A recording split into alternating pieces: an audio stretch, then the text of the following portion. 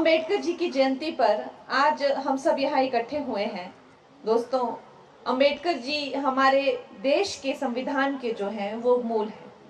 उन्होंने ही संविधान लिखा है और आज आप और हम जिस तरह से हमारे देश को जानते हैं, हमारे देश के नागरिक शास्त्र को जानते हैं, वो सब हमें अंबेडकर जी से ही मिला हुआ है।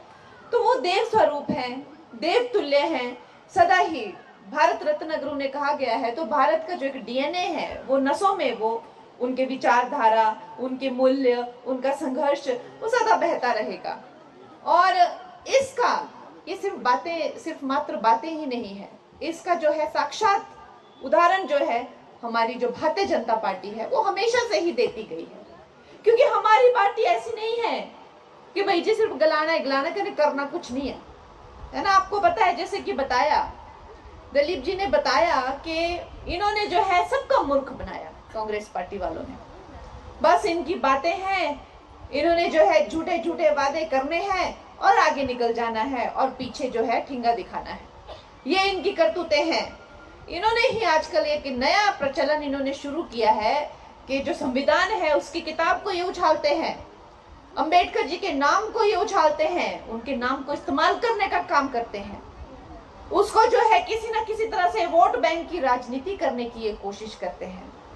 देखा होगा आपने। लेकिन हम भी इतिहास को दिखाएंगे और इतिहास गवाह है। और आज इसीलिए हम ये इकट्ठे हुए हैं वो दिन याद करने के लिए जब इनको अंबेडकर जी को जो है बड़ा ही अपमान करके जो नेहरू ने जो है कैबिनेट से निकाल दिया था। उन्होंने त्याग पत्र दिया था क्योंकि बार बार उन्हें अपमानित किया जाता था, उन्हें निराश किया जाता था, उनकी बातों का मान नहीं रखा जाता था। क्यों? क्योंकि नेहरू जी को हर कोई इंसान जो ज्यादा इंटेलिजेंट उनसे था, जो ज्यादा इस देश को समझता था, उससे प्रॉब्लम हो जाती थी।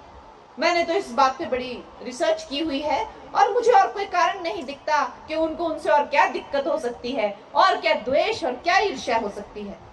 इतने महान इंसान को त्याग पत्र देना पड़ा किस बुनियाद पर उन्होंने अंबेडकर जी का जो है इतना अपमान किया।